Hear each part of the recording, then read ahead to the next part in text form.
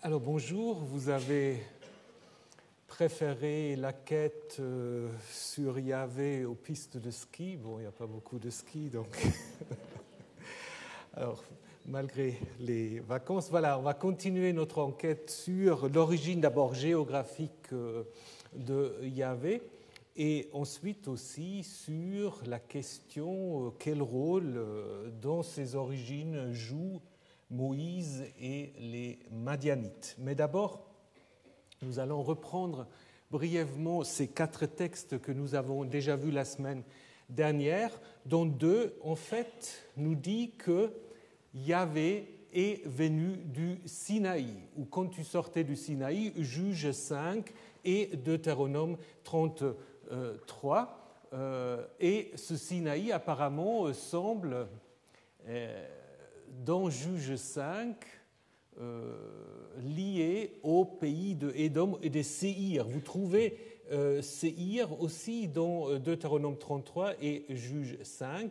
Nous devons d'abord nous interroger qu'est-ce que c'est Séhir et quelle idée les auteurs bibliques avaient du Sinaï. Aujourd'hui, le Sinaï, on vous fait des voyages, puis vous fait monter sur la montagne de Moïse. On n'est pas tout à fait sûr que ça soit le Sinaï primitif, mais peu importe, c'est toujours un voyage tout à fait agréable. Mais, alors, disons c'est moyennement agréable si on doit marcher à 3 heures du matin, mais enfin bon.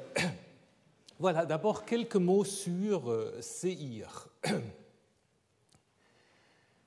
Séhir, donc, signifie poilu et désigne une région comportant des forêts, des montagnes à l'intérieur du territoire de Édom. Donc, grosso modo, le Séhir est délimité par le Tseret qui fait la frontière avec Moab et donc va jusqu'au golfe de Aqaba. Donc, c'est toute la chaîne montagneuse qui se trouve à l'intérieur, donc, d'Édom. Édom, dans la Bible, c'est beaucoup plus large, donc c'est toute cette région-là, et selon les moments historiques, en fait, Édom était aussi de l'autre côté, donc ici au Negev, quand on parle de Édom, on n'a pas une idée tout à fait précise de l'étendue du territoire. Mais toujours est-il, et là nous allons y revenir, qu'il y a une longue histoire entre Yahvé et Édom.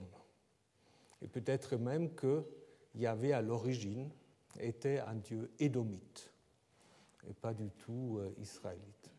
Je vais essayer de vous faire la démonstration, mais une chose après l'autre. Donc, d'abord, Yahvé, dans ces 2 textes, est appelé Zé-Zinaï.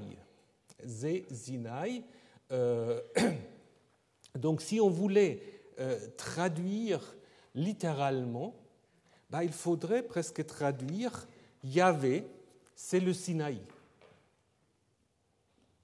Yahvé égale Sinaï. Donc ça voudrait dire à ce moment-là que Sinaï serait tout simplement un autre nom pour Yahvé. Ce qui n'est pas totalement impossible, mais il n'y a pas tellement d'autres textes qui permettent d'affirmer cela. Et puis au niveau étymologique, Sinaï, personne n'a vraiment trouvé l'étymologie. Donc si quelqu'un cherche un sujet de thèse, l'étymologie de Sinaï demande encore à être éclaircie. Donc il n'y a pas tellement d'autres indications. La seule chose qu'on pourrait dire, qu'on a voulu en fait identifier secondairement la montagne de Sinaï à Yahvé, mais comme on va le voir, personne n'avait une idée très claire sur cette montagne, c'est peut-être pas la meilleure explication. Peut-être faudrait-il plutôt comprendre ici le démonstratif zé en parallèle, en analogie avec le pronom déterminatif the ou thu qu'on a par exemple à Ougarit, et à ce moment-là, il faudrait comprendre Yahvé, c'est celui du Sinaï. C'est lui qui habite le Sinaï.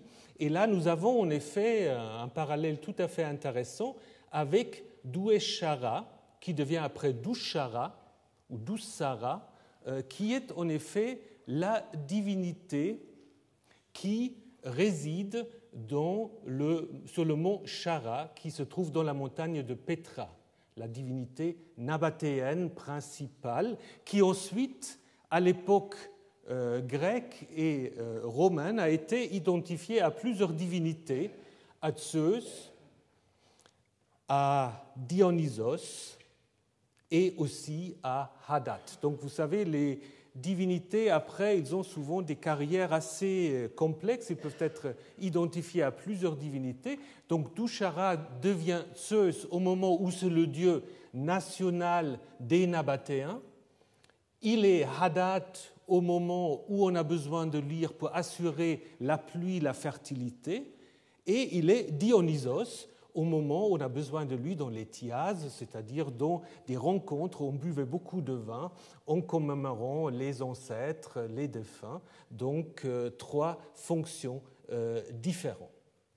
Donc, Dushara est probablement l'équivalent le plus proche de ce Zé Sinaï, Yahvé, celui du Sinaï.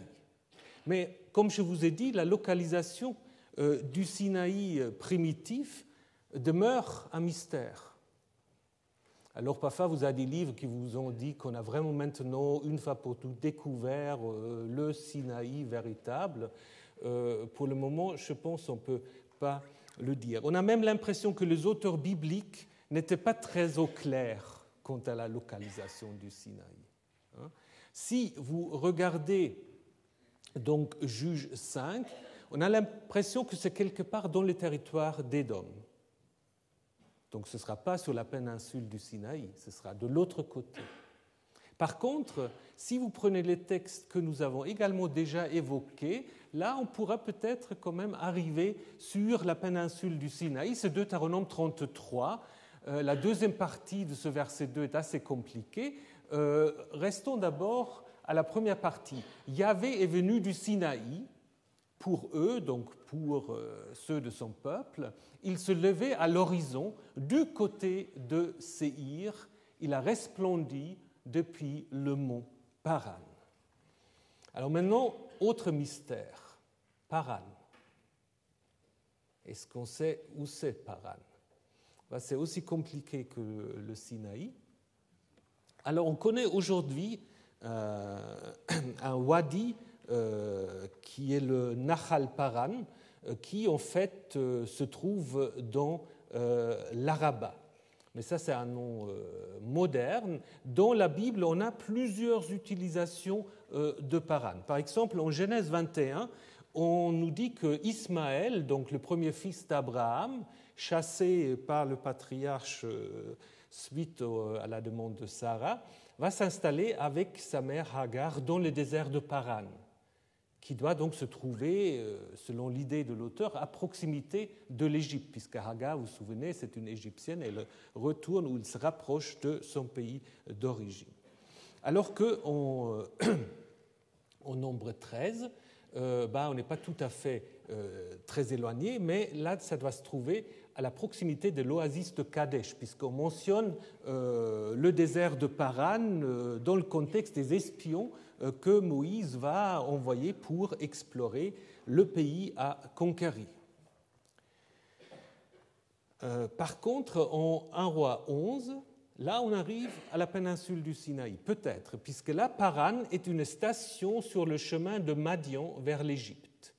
Donc là, on raconte l'histoire d'un Hadad, un Édomite, qui doit s'enfuir et donc de David, et qui en fait trouve refuge auprès du Pharaon. Et on lit donc partie de Madian. Ils allèrent à Madian, on va y revenir tout à l'heure. Ils allèrent à Paran, prirent avec eux des hommes de Paran et arrivèrent en Égypte auprès du Pharaon. Donc là, on a l'impression que c'est une station entre Madian et l'Égypte. Et au niveau étymologique, alors là, on pourrait imaginer que ce Paran correspond à l'oasis du Wadi Ferran, qui se trouve pas trop éloigné en fait du Sinaï actuel. Donc ici, là vous avez le Wadi Ferran qui a en fait à proximité ce Djebel Serbal. Donc peut-être l'auteur de 1 Roi 11 pense à une région sur la péninsule du Sinaï. Par contre, dans tous ces textes que je vous ai cités jusqu'à maintenant, c'est toujours Paran ou le désert de Paran, mais ce n'est jamais le mont Paran. Le mont Paran, vous ne le trouvez que 2 fois dans toute la Bible. Donc on doit se poser la question si nous n'avons pas une sorte là de spéculation savante sur la localisation du Sinaï. Où est-ce qu'il se trouve?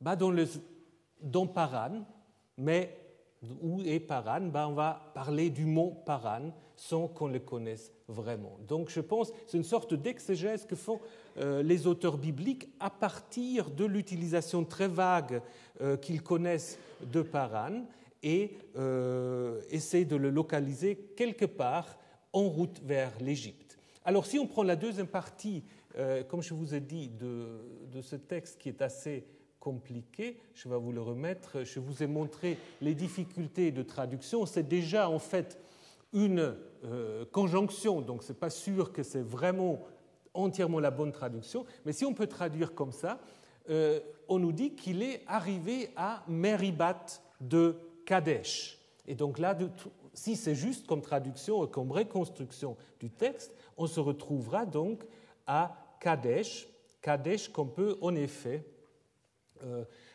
identifier à l'oasis de En el-Kederat, qui se trouve en effet en route vers l'Égypte et qui a connu 3 phases d'occupation. Donc c'est en effet une oasis très importante pour les auteurs bibliques à l'époque de la monarchie, puisque ces phases d'occupation vont du début de la monarchie, du Xe jusqu'au VIe siècle. Donc ça veut dire que celui qui a écrit ce texte, toujours sous condition que nous avons bien traduit ou bien reconstitué, il a vécu à cette époque-là. Il n'a pas vécu avant, difficilement après, et il s'est en effet interrogé sur l'origine de Yahvé. Et finalement, le texte de Habakkuk. Là, nous apprenons encore autre chose.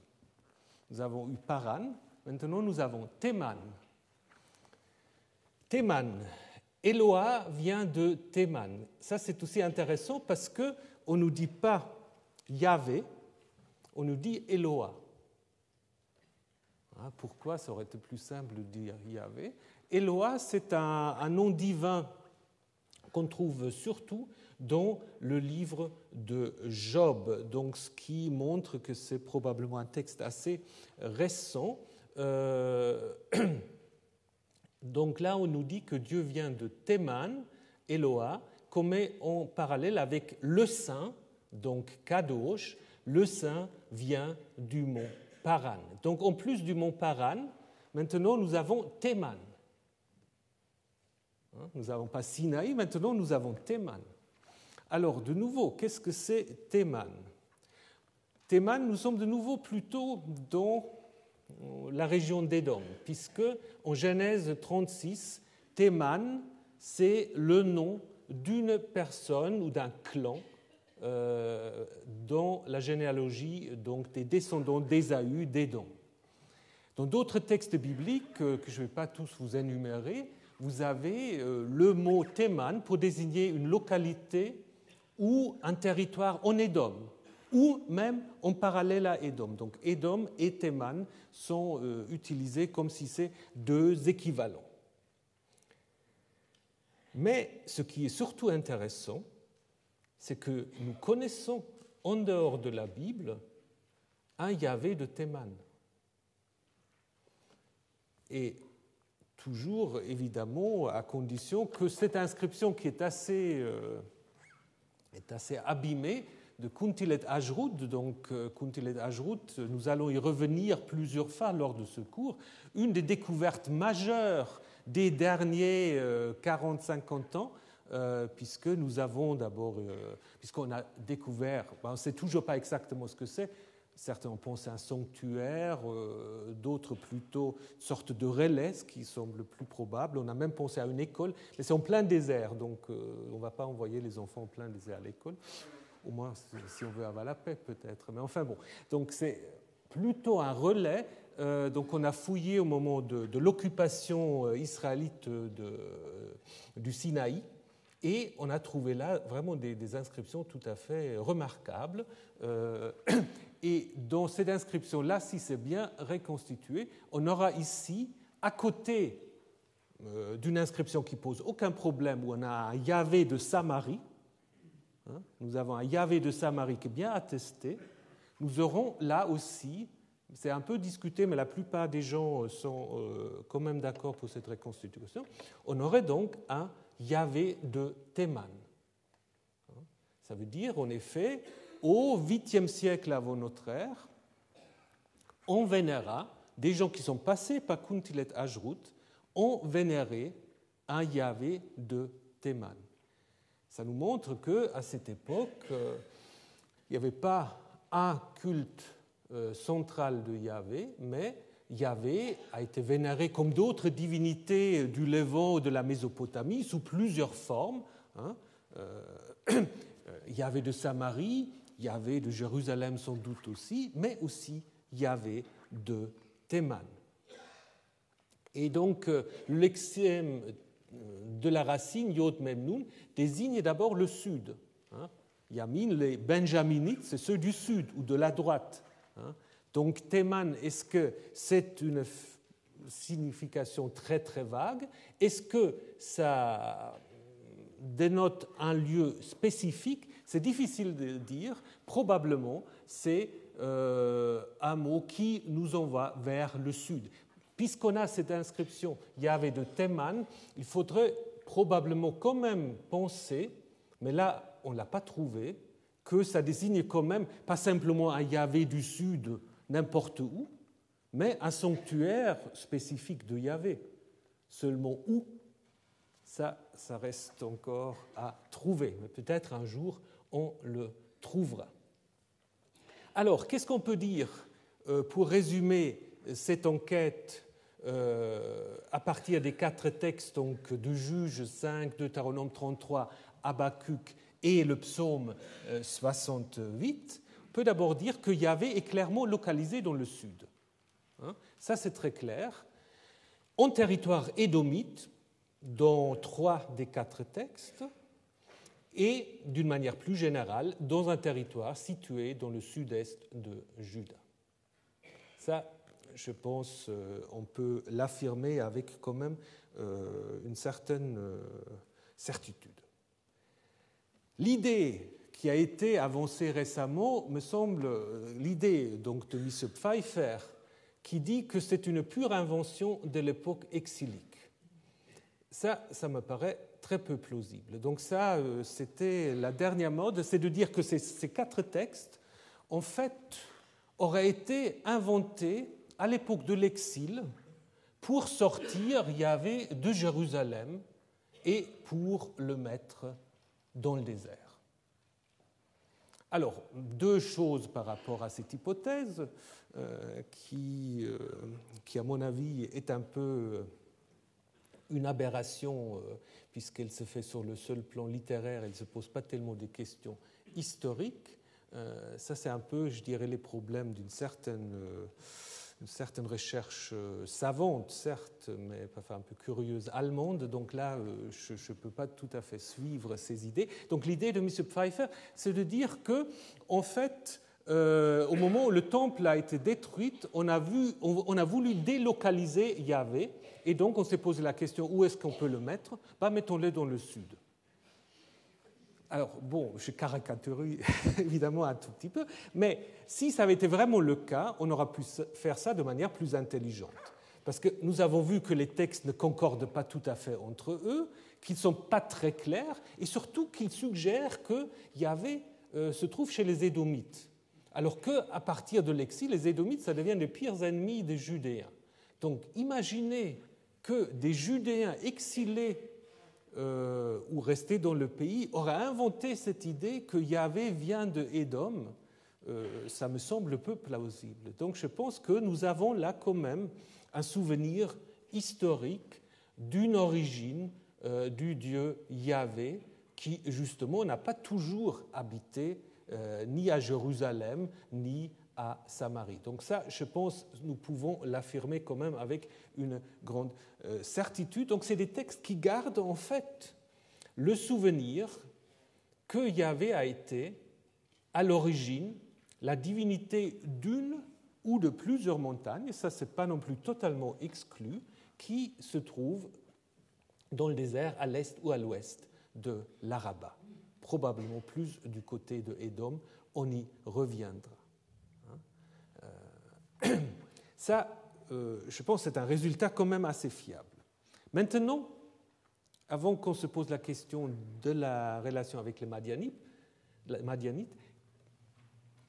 quel type de divinité décrivent ce texte?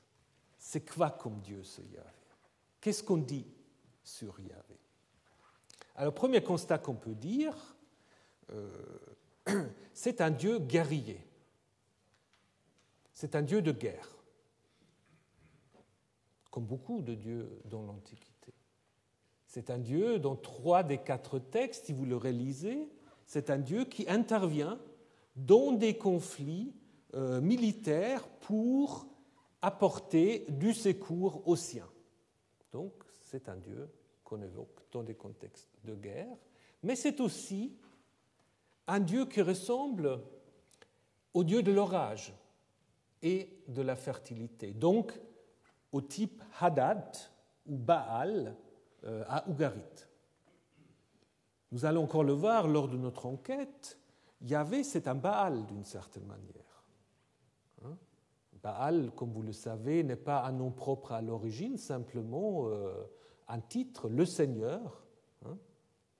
Et c'est pour cela, sans doute aussi, que dans la Bible, il y a tellement de polémiques contre Baal et jamais contre El.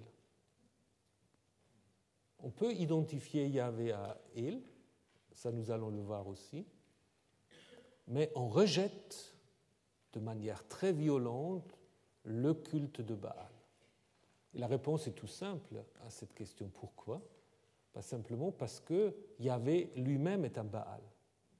Il est trop proche de Baal, ils ne peuvent pas cohabiter. Au niveau de l'assimilation, c'est beaucoup plus facile d'assimiler 2 choses qui sont très différentes. Donc de dire que Yahvé est aussi El, ça ne pose pas de problème. Mais de dire que Yahvé est Baal, ça pose un problème parce qu'on ne va pas très bien l'intérêt, puisque le Baal d'Ougarit ou de Tyr ou de Sidon s'occupe en fait de la même chose que le Baal de Jérusalem ou de Samarie. Mais ça, on y reviendra. Donc, une des caractéristiques du dieu de l'orage, selon les textes d'Ougarit que nous avons à disposition, malheureusement, des autres Baals ou des Baalim, nous ne connaissons pas grand-chose, donc on peut toujours se concentrer sur Ougarit, c'est le combat contre la mer, contre Yam. Baal, à Ougarit, va combattre la mer, Yamu, et nous trouvons en fait des reflets de cela dans le psaume de Habakkuk. Est-ce que contre les fleuves que Yahvé est fâché, ta colère était contre les fleuves, ta fureur contre la mer, lorsque tu montes sur tes chevaux, sur tes chars de victoire, tu as ouvert un chemin à tes chevaux dans la mer, dans un bouillonnement des grands eaux. Ça correspond assez à ce que les textes d'Ougarit nous décrivent de Baal qui, pour en effet affirmer sa souveraineté, doit vaincre à la fin, ou doit se battre contre Yam, la mer, symbolisant en fait le chaos, ce qui menace la société, et Motu, la mort, contre lequel il ne peut pas tout à fait se battre, puisque de temps à autre il doit descendre chez lui et il est sauvé seulement grâce à sa sœur ou sa maîtresse Anat. Mais ici, ce psaume de Habakkuk correspond assez bien à ce combat de Baal contre la mer. Ce qu'on a également pour les dieux donc de l'orage, c'est les tremblements de terre, l'affaissement des montagnes, et quand ces divinités s'avancent, on l'a vu en Juge, la terre trembla, de même le ciel ruissela, les montagnes ruisselèrent d'eau. Donc il y a à la fois toute la nature est en ébullition, et du coup aussi les cieux donnent de la pluie. Comme dans le psaume 68, la terre tomba, le ciel ruissela devant Dieu. Les montagnes te voient et tremblent dans Habakkuk. Et dans une hymne à Hadad, donc du deuxième millénaire, selon une traduction de Dominique Charpin, vous avez exactement déjà le même scénario pour Hadad. Quand il arrive, donc un rougissement puissant qui fait trembler le ciel et la terre, à la tête haute, dans l'intensité de ces éclairs. Les éclairs, c'est évidemment très important aussi, fait pleuvoir violemment. Donc, ces descriptions, en effet, correspondent tout à fait à la fonction d'un dieu de l'orage. Également l'idée du resplendissement, bon ça, ce n'est pas simplement le dieu de l'orage, on peut le dire aussi du dieu solaire, mais nous avons là, je voulais vous montrer ça encore, nous avons là de nouveau en fait un parallèle avec une autre inscription de Kuntilet Ajrud, assez abîmée, mais on retrouve en fait la même racine pour resplendir. Donc là on trouve à Kuntilet Ajrud, lorsque Dieu a resplendu, Dieu ici c'est El, les montagnes se sont liquéfiées, donc quelque chose qui correspond aussi à ce qui dans nos textes que je vous ai montrés. Donc je pense en effet, là aussi de manière assez certainement, on peut dire que Yahvé est d'abord un Dieu de la guerre et un Dieu de l'orage de type Hadad. Donc c'est un Dieu guerrier, un Dieu dont on a besoin justement dans les conflits militaires, mais dont on a aussi besoin pour assurer la fertilité. Et évidemment, il faut vous imaginer que dans des petits groupes dont on va parler maintenant, nomades ou semi-nomades, il n'y a pas un panthéon aussi complexe qu'on va le trouver ensuite en Mésopotamie ou en Égypte ou en Grèce. Les panthéons très très complexes présupposent toujours une société très diversifiée, très développée, alors que dans des sociétés plus modestes, le panthéon est aussi plus modeste. Et donc souvent, vous avez quelques dieux, un dieu avec sa parèdre et quelques dieux qu'on a implantés par ailleurs ou qui sont les fils, etc., qui doivent en fait faire tout et donc du coup peuvent évidemment accomplir plusieurs tâches qui dans des panthéons très complexes sont diversifiées.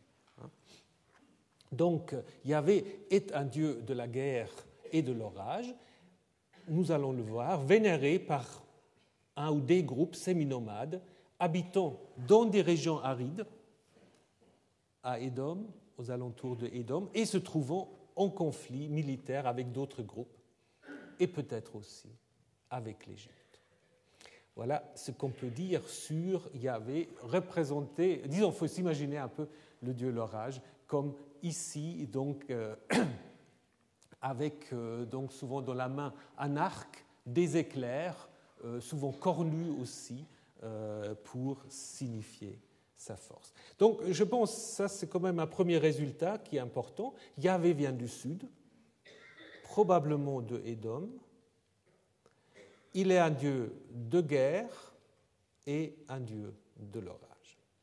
Mais maintenant, comment ces dieux, et j'aimerais pouvoir vous montrer dans la suite que c'est probablement un dieu édomite, alors que les Édomites sont ensuite devenus des ennemis d'Israël, comment ce dieu édomite est devenu le Dieu d'Israël.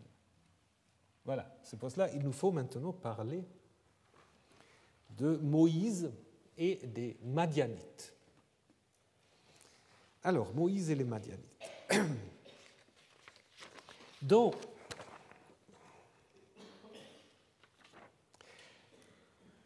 selon le récit biblique du livre de l'Exode, Moïse fait la connaissance de Yahvé lors d'un séjour chez les Madianites. Au moins dans une version qui se trouve dans les chapitres 2 à 4, vous avez vu en Exode 6, il est en Égypte, mais en Exode 2 à 4, c'est lors d'un séjour de Moïse chez les Madianites, où il est devenu en fait gendre d'un prêtre madianite, qu'il va rencontrer Yahvé. Et ce même prêtre, ce Jéthro, nous allons voir, il a d'autres noms aussi, ce Jéthro va lui rendre visite un peu plus tard.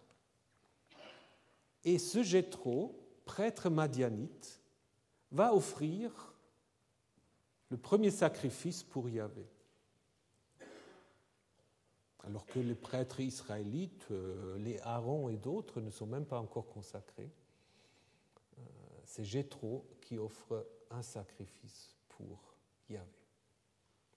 Donc ces liens entre Moïse et les Madianites, c'est difficile d'imaginer, de nouveau, mais il y a toujours des gens pour le dire, mais ça aussi, je pense, c'est très difficile d'imaginer que c'est la pure invention.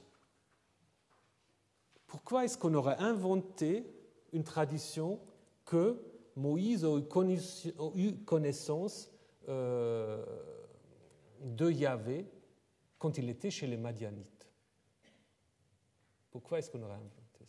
Puis l'autre problème aussi, c'est que Moïse est marié à une femme madianite, ce qui contredit tout à fait aux lois du Deutéronome, aux intentions du livre d'Esdras, de Néhémie, qui sont totalement hostiles à ce qu'on va appeler les mariages mixtes, c'est-à-dire qu'il ne faut pas épouser des femmes d'autres peuples, alors que Moïse, justement, le fait.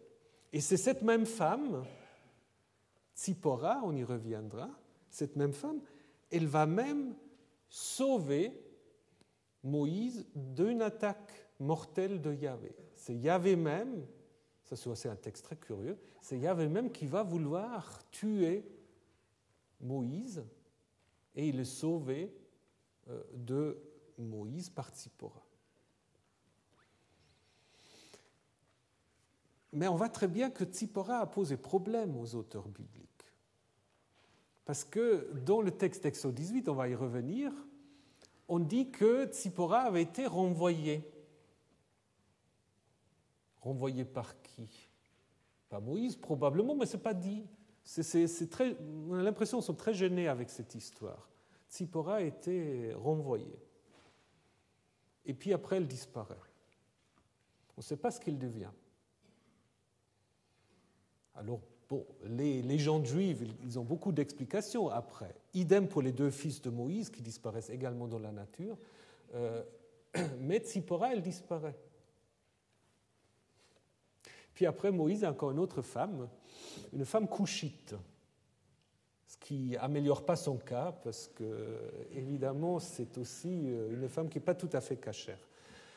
On a voulu l'identifier à Tzipora, mais avec un succès, à mon avis, douteux. Donc, il y a quand même une tradition assez forte sur le lien entre Moïse et une femme étrangère, et d'abord madianite.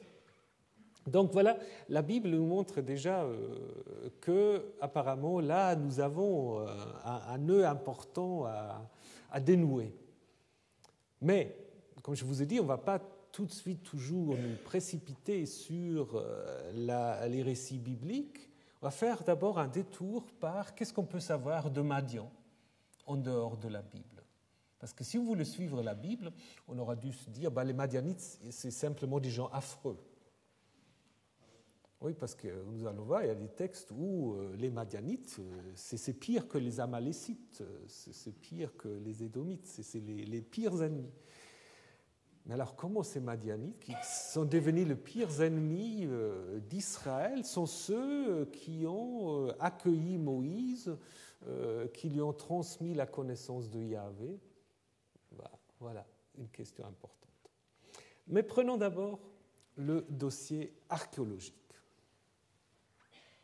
Archéologique géographique, parce que je vais plutôt commencer par une question géographique. Où se trouve Madian? Pas tout à fait facile non plus. Je reprends le texte que nous avons vu tout à l'heure, le texte 1 Roi 11. C'est en fait le seul texte dans la Bible qui parle vraiment d'un pays de Madian. On parle des Madianites, des rois des Madians, mais là on parle d'un pays de Madian. Alors donc, on a un groupe d'Édomites dont on nous dit, partis de Madian, ils allèrent à Paran, vous vous souvenez, prirent avec eux des hommes de Paran et arrivèrent en Égypte auprès du Pharaon, le roi d'Égypte, qui lui donna une maison, lui assura sa nourriture, etc. Donc là, en fait, on voit que l'Égypte est une terre d'accueil pour des réfugiés politiques, que ce Hadad doit se sauver donc, de David, et puis il va devenir après un des grands adversaires de Salomon. Hein. Et puis on raconte comment il est passé en fait en Égypte. Il est passé apparemment par le sud pour éviter les troupes de David qui descendent du nord. Donc on a passé par le sud. Donc apparemment de Édom, on est d'abord allé dans le sud pour ensuite aller du côté de Paran. Donc il faut imaginer Madian. Je vais y revenir plus en détail. Ici, donc du côté est du golfe d'Aqaba. Donc apparemment, ils sont partis de Édom, peut-être ici, et ont poursuivi leur chemin. Alors, probablement, l'étymologie vient d'une racine qui veut dire s'étendre. Madian serait alors l'étendue. L'étendue, sans doute à cause de ces vallées étendues. Madian se compose de deux ensembles, ici de la côte, avec des wadis où on trouve des oasis. Donc, où on peut en effet faire, ici, là, dans les petits wadis, où on peut faire de l'agriculture, et d'un haut plateau, ce qu'on appelle la Chisma, qui est surtout peuplé de nomades, moins propice en fait pour l'agriculture et l'élevage. Alors, les géographes grecs et romains connaissent en effet une ville du nom de Madian, Midiama, qui se trouve ici, Albad, qui apparemment était le centre donc de Madian. Madian est traversé par deux routes commerciales. Ici, la première qui longe, qui descend du golfe d'Aqaba et qui longe ensuite la côte de la mer Rouge, et puis une autre qui soit tout à l'est ou parfois aussi un peu par là, traverse en fait la Chisma.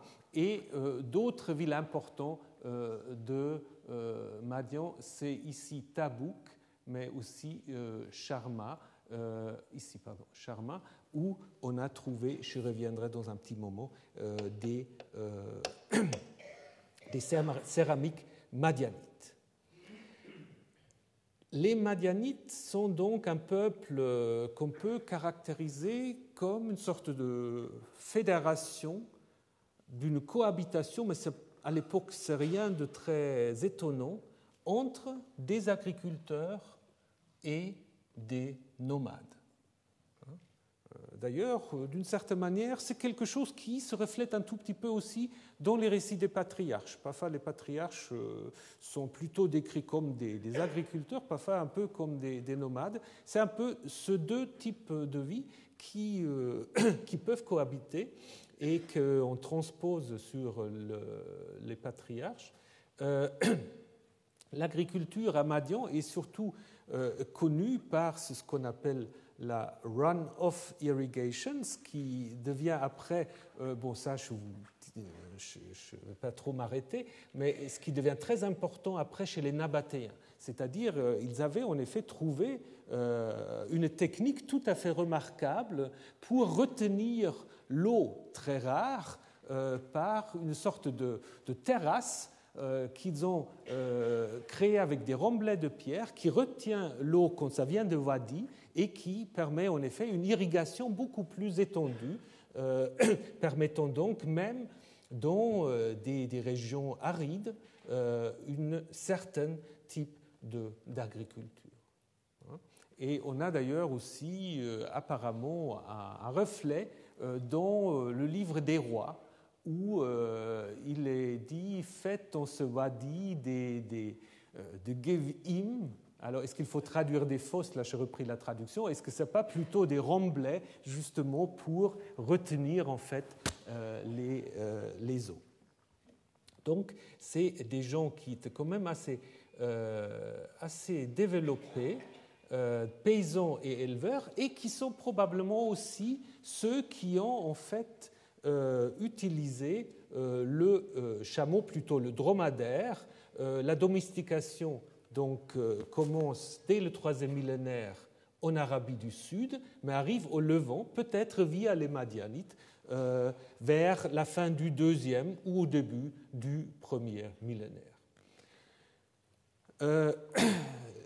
Que les Madianites sont connus pour les chameaux, la Bible dit à plusieurs reprises, encore un texte de l'époque perse, de la dernière partie du livre Ésaïe, parle en fait d'une foule de chameaux, de dromadaires, de Madian et d'Épha. Donc les Madianites sont vraiment connus en fait pour leurs chameaux.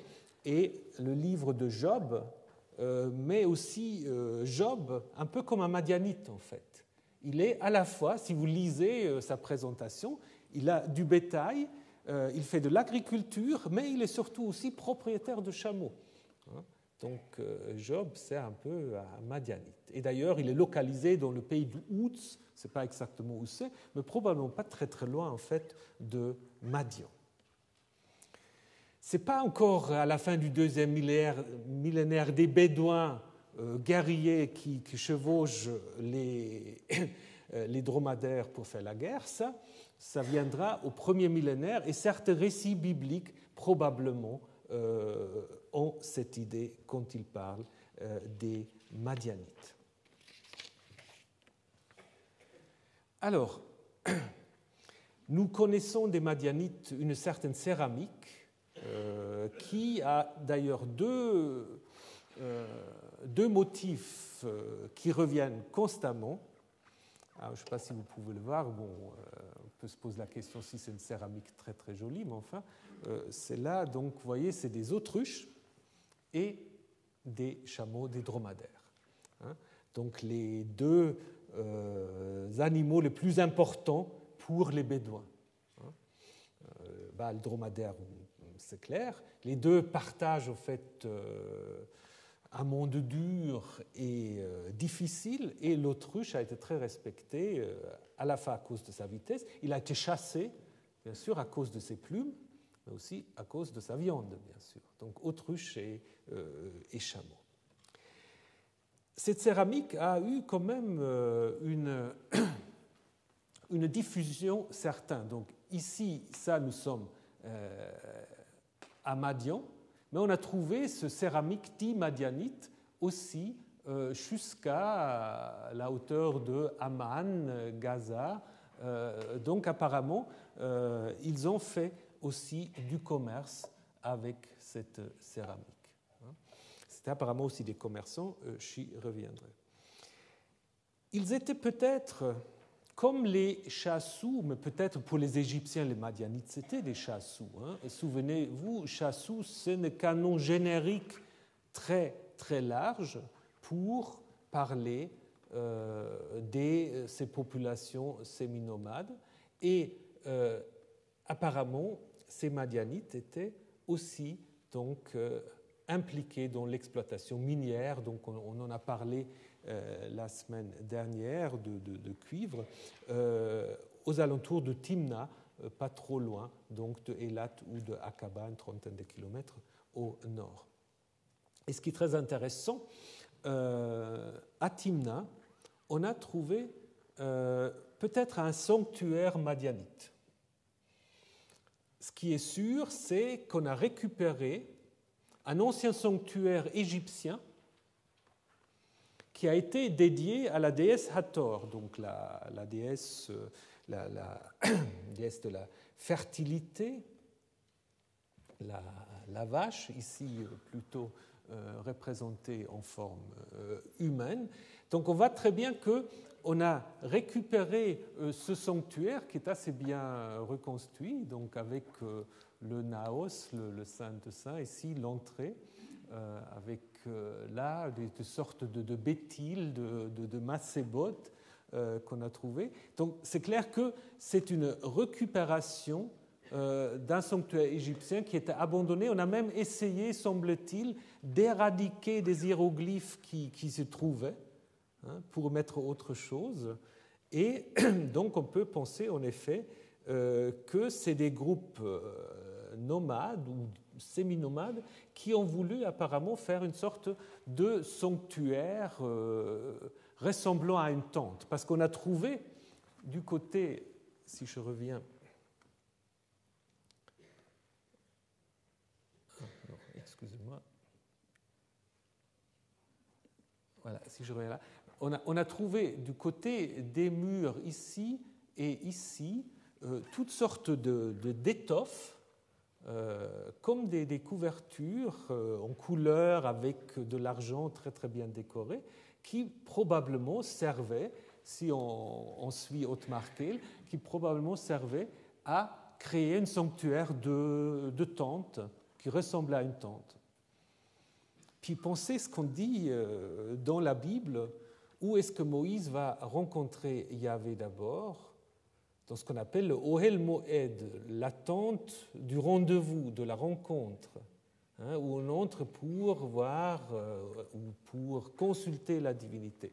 Bon, il faut se méfier des rapprochements trop hâtifs, mais là, vous avez quand même quelque chose qui est quand même assez intéressant. Donc, c'est clair qu'on a là un sanctuaire de style nomade qu'on voulait apparemment faire ressembler à une tente, où on a trouvé des petits objets, comme ce serpent, d'une dizaine de centimètres, avec une tête dorée, apparemment comme des offrandes qu'on a mis à la disposition de la divinité. Alors, je ne dis pas qu'il faut tout de suite aller vers le serpent d'airain de Moïse, c'était beaucoup plus grand quand même, n'est-ce pas? Mais voilà, il y a ce serpent. On a aussi trouvé une statuette, on ne sait pas, donc ityphalique, donc avec un sexe en érection, d'un personnage, on ne sait pas évidemment l'identifier, pas très grand non plus, je crois une quinzaine de centimètres.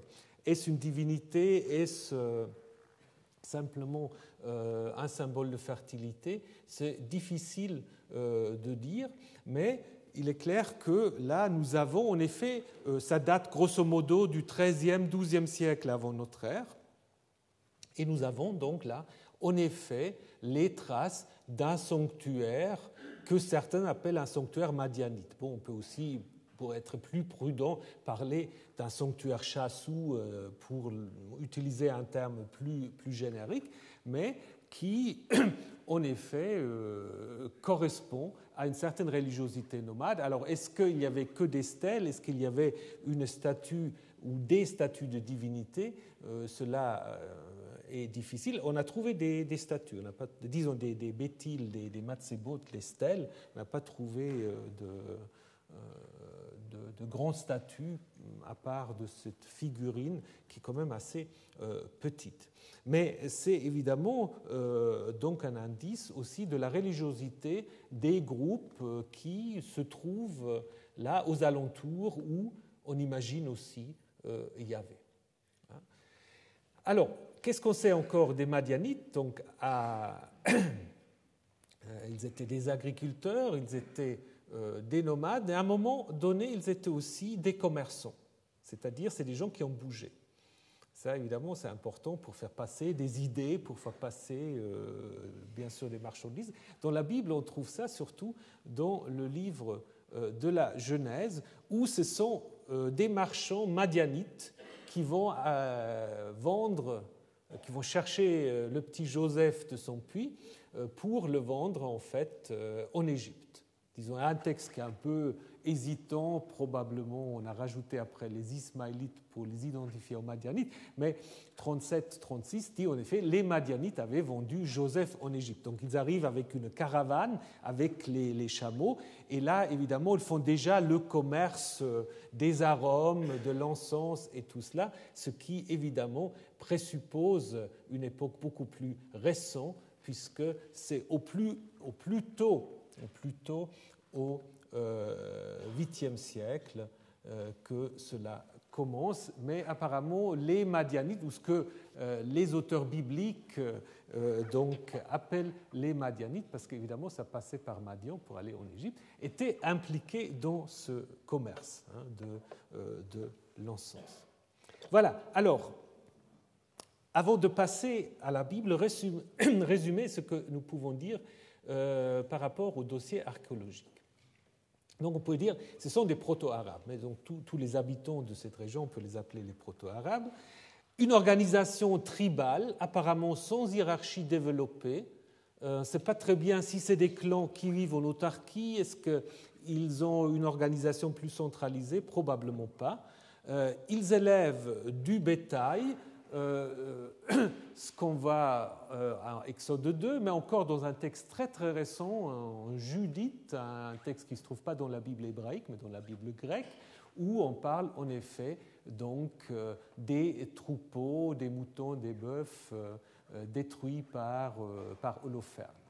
Et certains étaient donc nomades ou semi-nomades, comme c'est reflété aussi dans le texte Habakkuk, où on parle des tentes de Kushan, les abris du pays de Madian, en parallélisme donc pour désigner les habitants de cette région. Certains étaient sédentaires et pratiquaient l'agriculture autour des oasis, d'autres étaient chameliers, mais peut-être aussi des miniers. Donc quand on parle des Madianites, vous voyez, vous avez toute une panoplie de possibilités, mais ça veut dire aussi que vous avez des groupes qui ne sont pas des groupes très stables, ils ne sont pas localisés à un endroit précis, n'est-ce pas? Donc ça se trouve à proximité de Édom, ça peut même se confondre avec Édom. Les Madianites, ce que la Bible appelle surtout les Madianites, peuvent être simplement, dans la tête des Égyptiens, un de ces groupes de chassous et rien d'autre.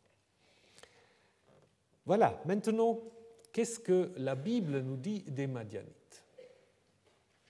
Alors là, d'abord, il faut dire que c'est un portrait très, très ambigu. Un portrait très ambigu. On a d'un côté des textes neutres, voire positifs, textes que j'ai déjà mentionnés, Moïse accueilli chez les Madianites, mais on a aussi des textes où les Madianites apparaissent comme les pires ennemis d'Israël, où on les traite avec une violence qui fait mal, vraiment, on n'est pas à l'aise quand on lit ces textes que je vais vous présenter maintenant. Alors, il faut essayer de comprendre comment ça peut se faire que, à l'intérieur de la Bible, vous avez un discours tellement diversifié, tellement contradictoire même, par rapport à ces Madianites. Comment on peut expliquer tout ça? Alors, nous commençons par les textes négatifs, comme ça on finira avec les textes positifs. Il y a 2 ou 3 textes dans le livre des Nombres.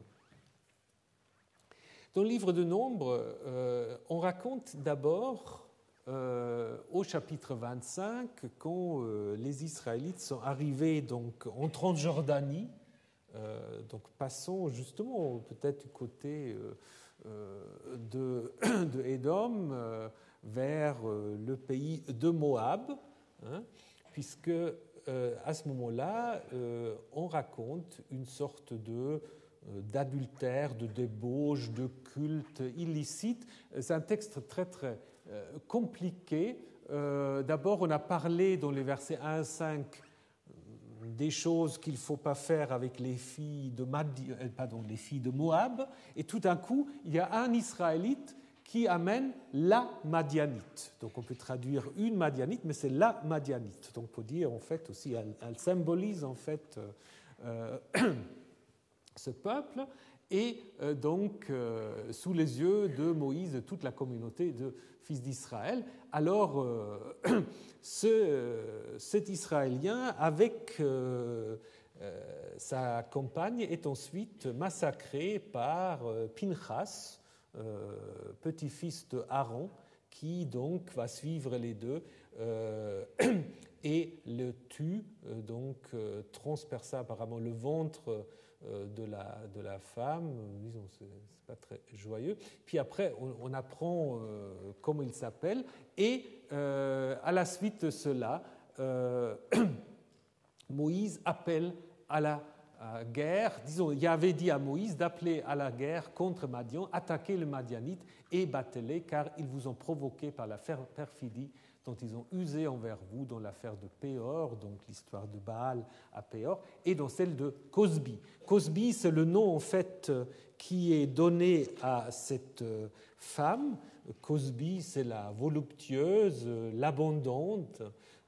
Ça peut même faire allusion à un nom d'une déesse vénérée dans certaines tribus arabes, Al-Kuzba, qui est ici donc tuée, et elle était fille d'un chef de tribu. On va connaître dans un contexte arabe, puisqu'on ne prend pas le mot hébreu régulier pour tribu, mais on prend umot, qui est Oumma, en fait, qui est un mot d'emprunt, en fait, de l'arabe. Donc, elle doit être,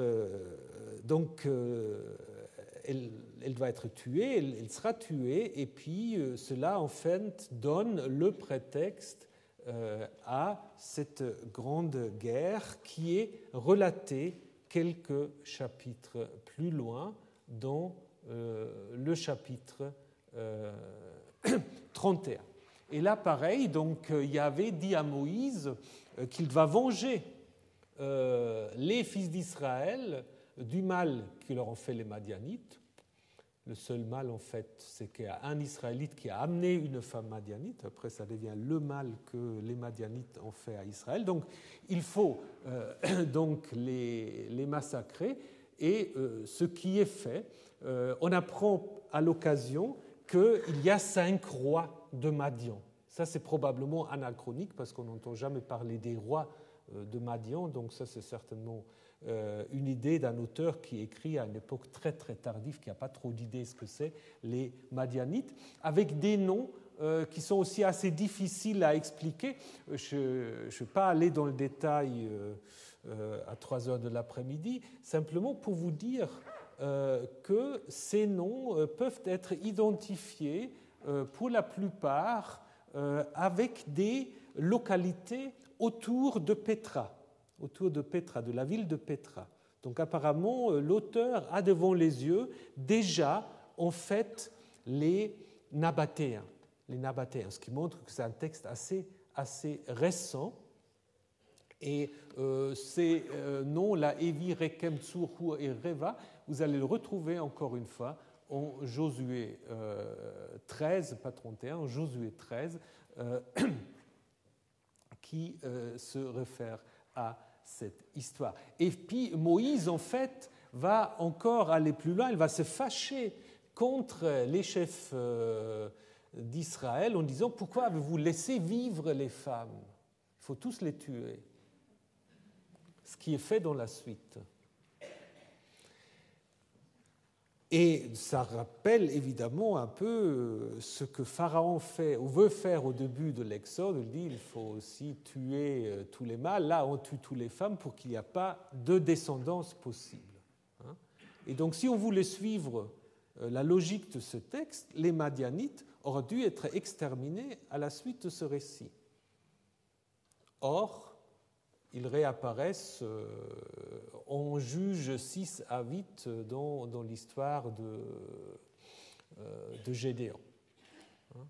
Ce qu'on constate aussi dans ce deuxième texte, un lien entre les Madianites et Balaam. Donc vous connaissez l'histoire de Balaam, ce devin qui est amené ou qui est appelé par les Moabites, par le roi de Moab, pour maudire d'Israël qui finalement n'arrive pas à le faire. Ici, il est mélangé à cette histoire puisque on dit les femmes ont entraîné par la parole de Balaam les Israélites au sacrilège envers Yahvé.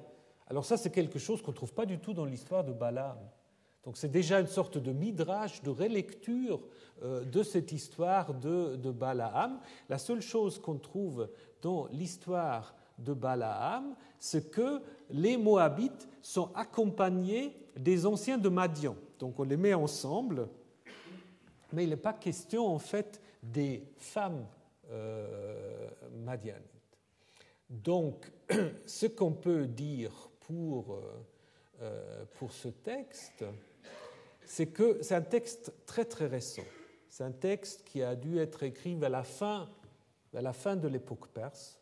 On n'avait pas trop d'idées qui étaient vraiment les Madianites, où les Madianites deviennent, probablement en reprenant un texte dont je vous parlerai la semaine prochaine, du livre de Juges, les Madianites deviennent une sorte de symbole pour tout ce que les auteurs de ces textes détestent, les mariages mixtes, disons l'union illicite avec des femmes étrangères, ce qu'on appelle les sacrilèges, mais ce qui n'est jamais trop explicité, et c'est peut-être aussi déjà une sorte d'allusion aux Nabatéens, ce qui n'est pas exclu si c'est un texte qui a été écrit vers la fin de l'époque perse, au début de l'époque hellénistique. Mais ça, c'est un texte qui n'a aucun souvenir historique, c'est un texte qui reprend sans doute le récit de Juges 6 à 8, qui est sans doute beaucoup plus ancien, on y reviendra la semaine prochaine, mais qui ici fait des Madianites une sorte de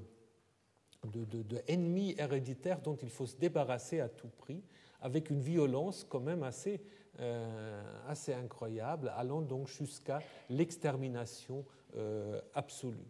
Donc là, nous avons l'œuvre d'un auteur qui se trouve un peu sur la ligne d'Esdras de Néhémie, mais qui peut-être encore est un peu